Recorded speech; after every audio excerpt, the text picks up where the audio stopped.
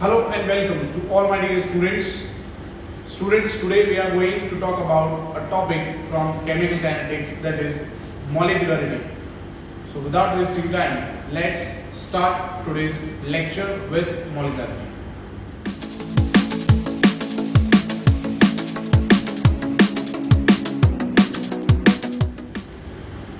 Now friends, molecularity means the number of reactant species, that may be molecules, atoms or ion, taking part in elementary reaction.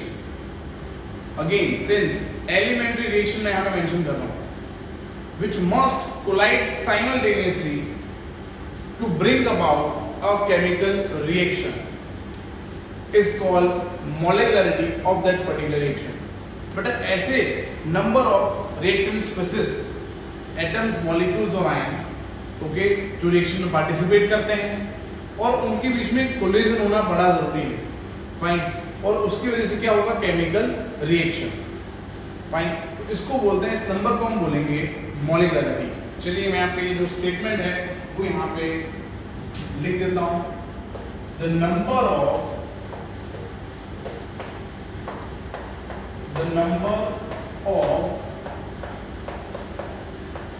reactant species, that is atoms, molecules or ions, taking part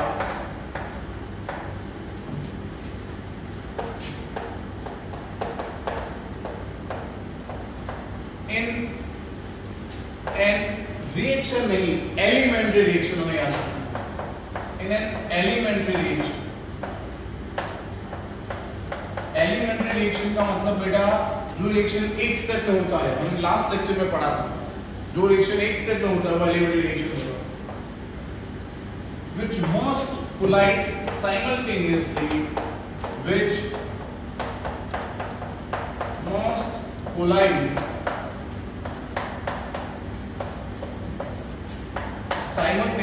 simultaneously to bring about a chemical reaction,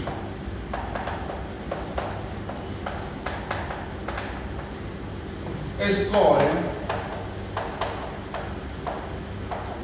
molecularity.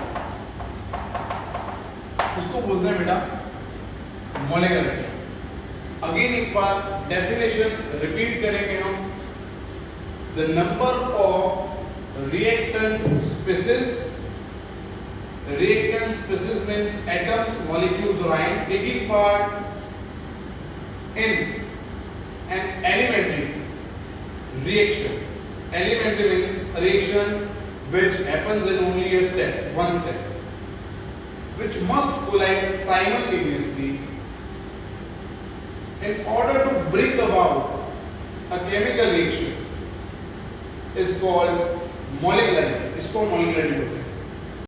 Now बेटा definition तो यहाँ पे clear हो गया है. Now अगर एक ही reactant molecule reaction में पार्टिसिपेट कर रहा है, कोलाइड कर रहा है, तो इसको बोलेंगे यूनिमॉलिक्यूलर रिएक्शन. ओके, चलिए एग्जांपल्स देखते हैं तो और क्लियर हो जाएगा यहाँ पे कॉन्सेप्ट.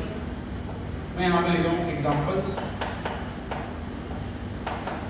सबसे पहले यहाँ पे एग्जांपल में लिखते हैं ammonium nitride NH4NO2.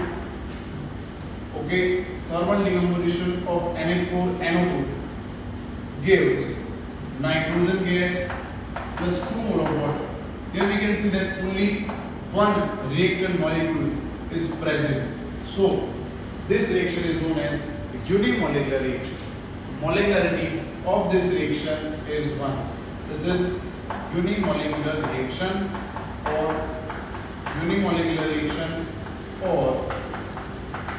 molecularity is 1. Molecularity of this reaction is 1. So simple.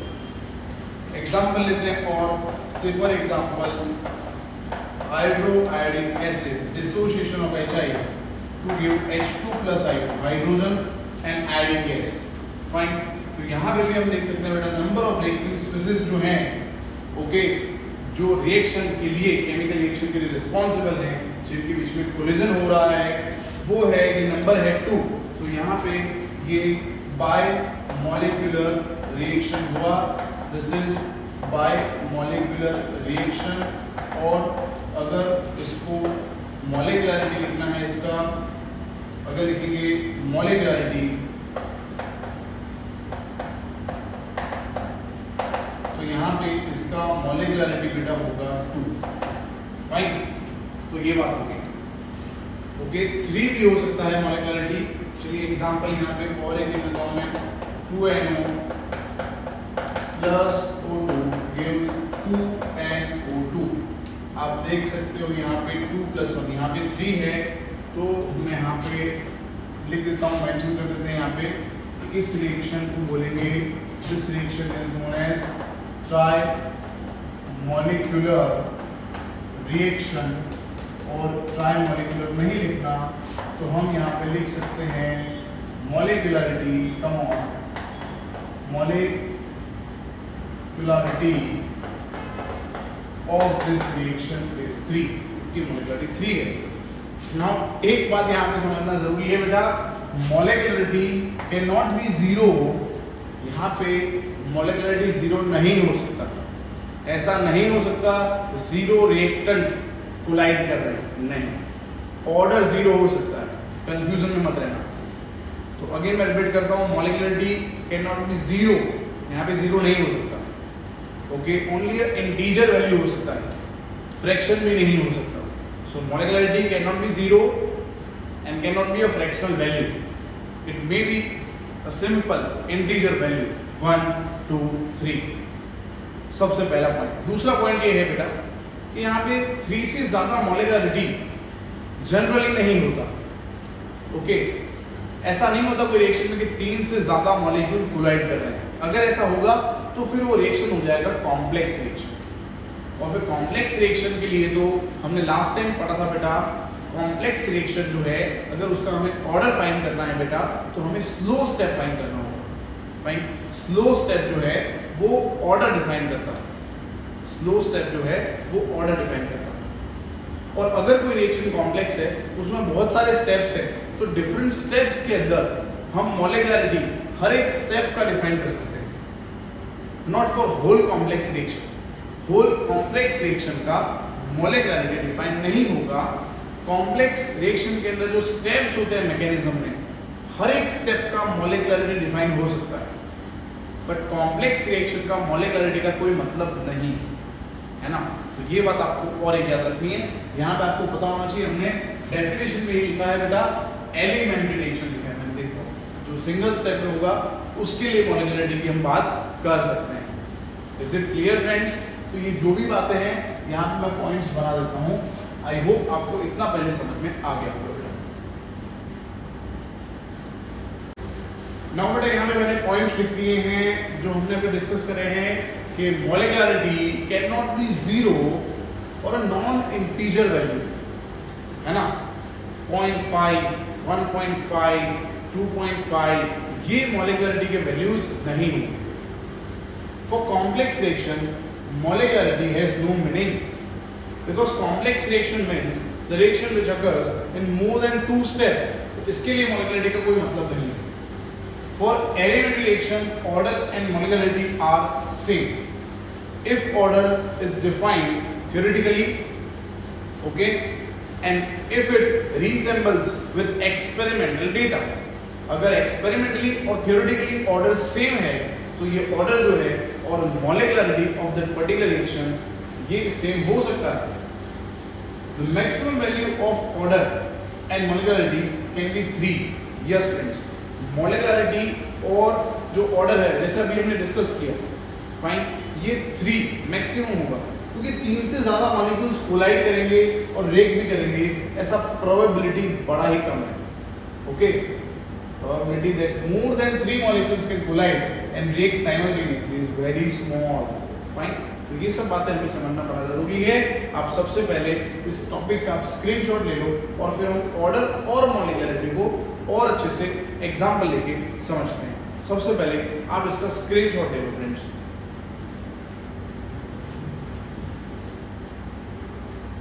चलिए दोस्तों, अब बात करते हैं conclusion on order and molecularity. Order और मॉलिक्युलरिटी जो है, ठीक है, उसमें आपको कंफ्यूजन नहीं होना चाहिए। तो कंक्लूड करते हैं इसको एक सिंपल रिएक्शन के साथ।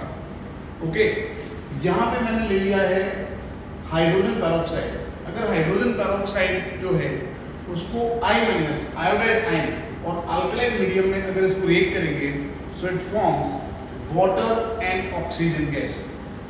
नाउ बेटा, ये जो रिएक्शन है, ये रिएक्शन कॉम्प्लेक्स रिएक्शन, क्योंकि ये 2 स्टेप में हो रहा है, ठीक है। तो अभी जो हमने बेसिक, ठीक है, नॉलेज गेन किया ऑर्डर और मॉलिक्युलरिटी के बारे में, वो यहाँ पे अप्लाई करते हैं। तो अगर हम इसका डिफरेंशियल रेट इक्वेशन लिखें इस रिएक्शन के लिए, कॉम्प्लेक्स रिएक्शन के लिए, तो डिफरेंशियल रेट इक्वेशन ऐसे लिखूंगा मैं, minus D H2O2 upon dt is equal to K, ठीक है। और मुझे क्या लिखना चाहिए वैसे, है ना? अगर मुझे differential rate equation, rate law लिखना है अकॉर्डिंग टू दिस रिएक्शन, तो मैं लिखूंगा concentration of H2O2 square. But मैं ऐसा नहीं लिख रहा, मैं क्या लिख रहा हूँ देखो, मैं यहाँ पे लिखूंगा concentration of H2O2 into concentration of I-। देखा आपने, है ना? तो ये आगे भी हमने पढ़ा था। अगेन यहाँ पे एक एग्जांपल और ले लिया, आपके फंडास क्लियर हो जाए, इसलिए कि ऐसा जरूरी नहीं है कि यहाँ पे जो रिएक्टेंट है वही यहाँ पे उसका ही कॉन्सेंट्रेशन में लिखूंगा, या फिर अगर मैंने शायद ये लिख भी दिया तो इसका ही स्टोइकियोमेट्रिक कांस्टेंट इसका पावर हो, ऐसा कंपलसरी नहीं है, क्योंकि रिएक्शन कॉम्प्लेक्स रिएक्शन है। आप देख सकते हो यहाँ पे 2 स्टेप मैंने लिखे हैं। तो ये जो 2 स्टेप है, इसको बोलेंगे मैकेनिज्म ऑफ दिस रिएक्शन, ठीक है। ये रिएक्शन का ये मैकेनिज्म है। चलिए, अब मैंने जो यहाँ पे डिफरेंशियल रेट इक्वेशन लिखा है बेटा, यहाँ पे आप देख सकते हो I- का पावर 1 है और H2 का पावर भी 1 है, ठीक है। तो यहाँ पे this reaction is first order with respect to both hydrogen peroxide and iodide ion, and evidences suggest that this reaction take place in 2 steps। मैंने बोला आपको सबसे पहले ये कॉम्प्लेक्स है क्योंकि 2 स्टेप में हो रहा है, फाइन। और जब रिएक्शन का मैकेनिज्म हम पढ़ते हैं और हम देखते हैं 2 या 3 या 4 या 5 स्टेप में हो रहा है, तो हमने आगे पढ़ा था बेटा ऑर्गेनिक केमिस्ट्री में कि स्लो स्टेप जो होता है it determines the rate, it is called RDS, rate determining step. दोस्तों बड़ा ही सिंपल है। अगर हमारे पास, आप सिंपल सोचो, इसको कहीं और भी रिलेट करो आप, कि 2 टीम्स है हमारे पास, ठीक है। अगर दोनों के अंदर आपको निकालना है कि रेट जो है, 2 टीम है मेरे पास, दोनों रनिंग कर रहे हैं, रनिंग कंपटीशन है दोनों टीम का। एक टीम के अंदर, दूसरे टीम के अंदर, दोनों टीम के अंदर एक एक खिलाड़ी स्लो है ना? तो जो स्लो खिलाड़ी है वो रेट क्या होगा वो डिटरमाइन करेगा, क्योंकि फास्ट खिलाड़ी तो पहले पहुंच जाएंगे, स्लो खिलाड़ी धीरे धीरे धीरे धीरे करके वो आगे बढ़ेगा। उसका मतलब स्लो खिलाड़ी कब जो लास्ट बाउंड्री है वहां तक पहुंचता है ना? तो स्लो खिलाड़ी पे पूरी टीम का रिजल्ट डिपेंड करता है। अगर रेस की अगर हम बात करें, ठीक है, तो यहाँ पे स्लो खिलाड़ी जो है वो डिफाइन करता है कि रेट क्या होगा, वो एवरेज जो रेट है उस पर बहुत अफेक्ट करता है। क्योंकि सपोज 100 मीटर अगर कहीं पे हमें, ठीक है, कवर करना है और खिलाड़ियों ने, बहुत सारे खिलाड़ियों ने अगर 100 मीटर रेस यहाँ पे लगा ली, सेम टाइम पे खत्म कर ली, और एक खिलाड़ी को बहुत ही टाइम लगा, ठीक है, धीरे धीरे स्लोली भाग रहा है, तो जो स्लो भाग रहा है ना वो डिफाइन करेगा कि पूरी टीम का रिजल्ट क्या होगा। तो पूरी टीम का रिजल्ट डिपेंड करता है स्लो खिलाड़ी पे। तो इसीलिए यहाँ पे भी केमिस्ट्री में भी कॉम्प्लेक्स रिएक्शन के अंदर अगर कोई मैकेनिज्म के अंदर स्लो स्टेप है तो वही डिफाइन करेगा कि रेट ऑफ रिएक्शन क्या है। आ रहा है समझ में? तो इसीलिए बेटा यहाँ पे स्लो स्टेप डिफाइन करेगा रेट ऑफ रिएक्शन। तो इसीलिए यहाँ पे जो रेट लॉ है उसमें हाइड्रोजन पेरोक्साइड और I- यहाँ पे मैंने लिखा हुआ है। स्लो स्टेप प्लीज बेटा याद रखो, स्लो स्टेप जो होता है, स्लो स्टेप का मैं यहाँ पे लिखूँ, यहाँ पे स्लो स्टेप इज कॉल्ड, क्या बोलेंगे उसको हम, RDS, rate determining step, RDS, ठीक है। और IO माइनस इंटरमीडिएट है, क्यों भाई इंटरमीडिएट है, क्योंकि IO माइनस ओवरऑल रिएक्शन में कहीं नहीं है, तो ओवरऑल रिएक्शन में जो नहीं है मैकेनिज्म से उसको इंटरमीडिएट बोलते हैं। ओवरऑल रिएक्शन में हाइड्रोजन पेरोक्साइड है, I माइनस भी है, आप देख सकते हो यहाँ पे वाटर मॉलिक्यूल भी है, ऑक्सीजन भी है, बट ओवरऑल रिएक्शन में IO माइनस नहीं है, इसीलिए IO माइनस को इंटरमीडिएट बोलेंगे। IO minus is intermediate since it is formed during the course of the chemical reaction but not in the overall balance equation, so it is known as intermediate. So इसको अगर हम conclude करें order और मॉलिक्युलरिटी को, तो यहाँ पे अगर आप दोनों रिएक्शन, दोनों स्टेप की बात करो तो दोनों बायोमोलिकुलर रिएक्शन, देखो both steps are bimolecular elementary reaction. इसको आप मैकेनिज्म की तरह लो ही मत, समझ लो ये एक स्टेप है, तो ये एक स्टेप हुआ, एक रिएक्शन हुआ तो एलिमेंट्री हुआ ना, और इसमें दो मॉलिक्यूल कोलाइड कर रहे हैं तो बायोमोलिकुलर हुआ। Same applied on the second step, है ना, तो ये भी बायोमोलिकुलर हुआ। फाइन, तो order is experimental and it can be zero even a fraction. Order बेटा 1.5 2.5 हो सकता है, 0.5 हो सकता है, but molecularity can not be zero और a non integer value. Order is applicable to elementary as well as complex. Fine, complex में भी order यहाँ पे apply कर सकते हैं, whereas molecularity is applicable only for elementary. For complex, molecularity has no meaning. Fine, जो भी mechanism का step है ना proper, उसके लिए हम define कर सकते हैं molecularity. पर वो जो steps है उसका एक equation है, overall equation, जैसे ये है complex, इसके लिए molecularity हम define नहीं कर सकते। It has no meaning in the last point. For complex reaction, order is given by the slowest step. ठीक है, slow step is RDS, जैसे मैंने बताया. And generally, molecularity of slowest step is the same as the order of the whole reaction. Order and molecularity same है अगर हम बात कर रहे हैं यहाँ पे slow step. तो यहाँ पे molecularity भी 2 है और order भी यहाँ पे overall reaction का, अगर इसका ऑर्डर हम बात करें तो इसका ऑर्डर 2 सेकेंड ऑर्डर रिएक्शन है। फ्रेंड्स, आई होप आपको समझ में आ गया है। अब ये बहुत ही इंपॉर्टेंट क्वेश्चन जो है वो यहाँ पे मैं सॉल्व करने जा रहा हूँ, उसका ऑर्डर कैसे निकालेंगे, ठीक है, वो देखते हैं। सबसे पहले आप इसका स्क्रीनशॉट लो। चलिए दोस्तों डिस्कस करते हैं ये question. A chemical reaction 2O3 gives 3O2, reduction of oxygen from ozone. Now this reaction is complex because mechanism आप देख सकते हो यहाँ पे 2 स्टेप में रिएक्शन हो रहा है। आप अगर मैकेनिज्म को अच्छे से देखोगे तो आपको ये समझ में आ जाएगा, फास्ट स्टेप जो है रिवर्सिबल है और स्लो स्टेप जो है ओनली फॉरवर्ड डायरेक्शन में हो रहा है, ठीक है। और ये हमारा ओवरऑल रिएक्शन है और हमें यहाँ पे फाइंड करना है, find correct rate law equation from the following.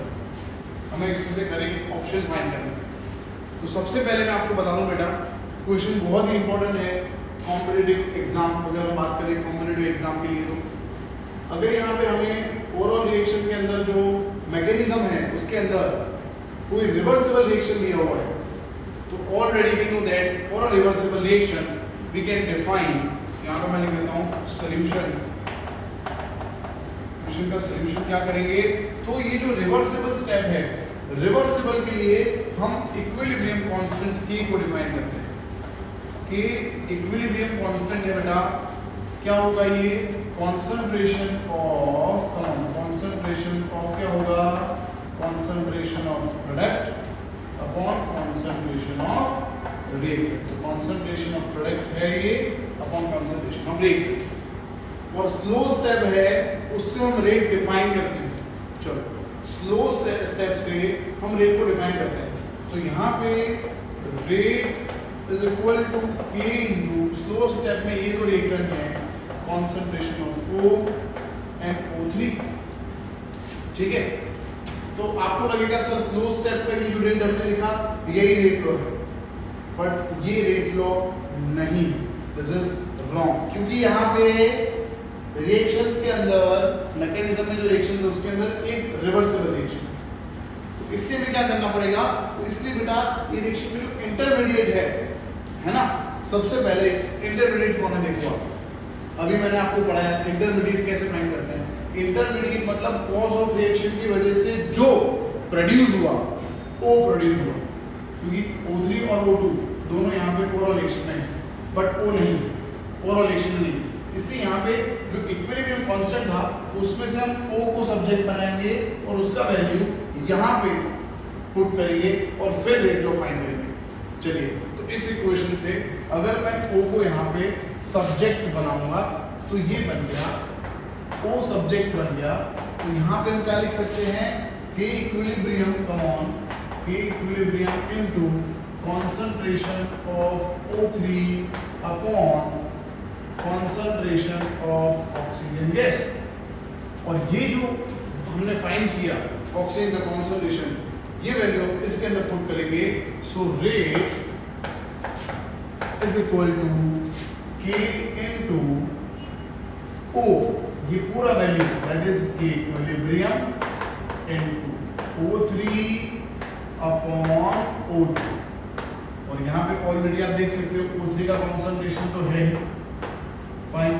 चलो K ये रेट कांस्टेंट है और ये इक्विलिब्रियम कांस्टेंट, उसको मैं लिख देता हूँ K डैश, ये हो गया O3 into O3 square and O2 denominator में है, ऊपर लिख दीजिए -1 हो गया, सो ये हमारा डिफाइन हो गया rate law that is K dash, और इसको हम K भी लिख सकते हैं, फाइन, ये कांस्टेंट हो गया K dash O3 square O2 -1, so correct option is I hope बेटा आपको ये समझ में आ गया होगा।